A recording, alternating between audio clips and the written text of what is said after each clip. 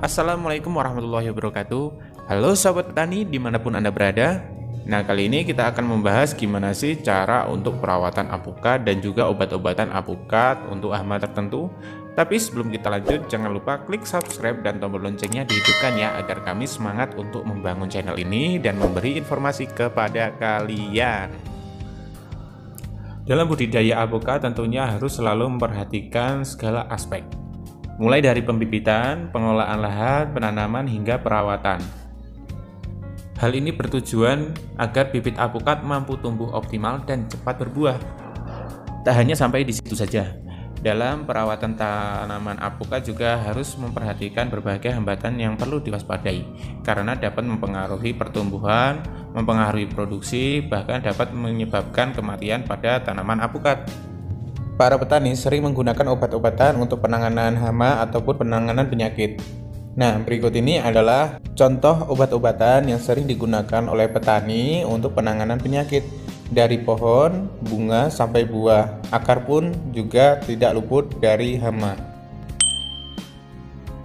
Forsil. Forsil adalah pupuk silika cair dan mikromajemuk. Forsil merupakan pupuk anorganik yang dapat terlarut sempurna dalam air. Forsil yang diperkaya silika dapat meningkatkan kualitas dan hasil panen. Selain itu, forsil sendiri juga berfungsi sebagai biostimulan yang dapat melindungi tanaman dari serangan hama dan penyakit, kekeringan, serta perubahan cuaca. Untuk menggunakan forsil sendiri, kita hanya perlu melarutkan satu tutup wadah forsil ke dalam 14 liter air dan kita tinggal menyemprotkannya ke daunnya. Skor 250 EC. Skor 250 EC merupakan sejenis fungisida cair berbahan aktif difenoconazole.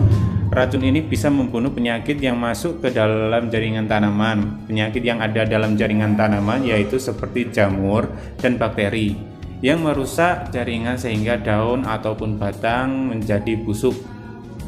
Kalau untuk tumbuhan alpukat, skor 250 EC ini biasanya digunakan untuk menyemprot bibit, karena bibit rentang kena jamur dan juga rentang kena bakteri. Alika. Alika adalah salah satu obat untuk pengendalian hama seperti hama ulat, hama belalang, dan juga hama kutu, yang nantinya kita bisa gunakan dengan cara melarutkannya di dalam air. Untuk takarannya sendiri, kita hanya memerlukan satu tutup cairan alika dan kita larutkan ke 14 liter air. Adapun jenis lain untuk insektisida yaitu pulakron dan juga dentis. Borat 48.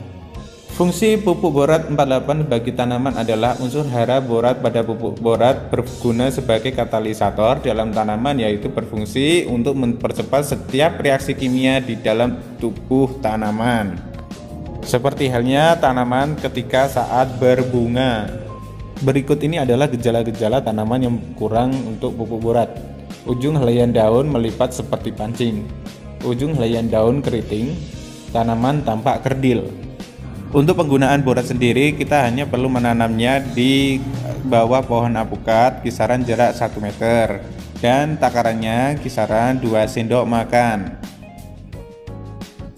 Merokemap. Sedangkan ini pupuk untuk merokemap, fungsinya untuk nanti jika kita kasihkan ke bibit agar cepat untuk pertumbuhannya atau tubus ya kalau bahasa Jawanya.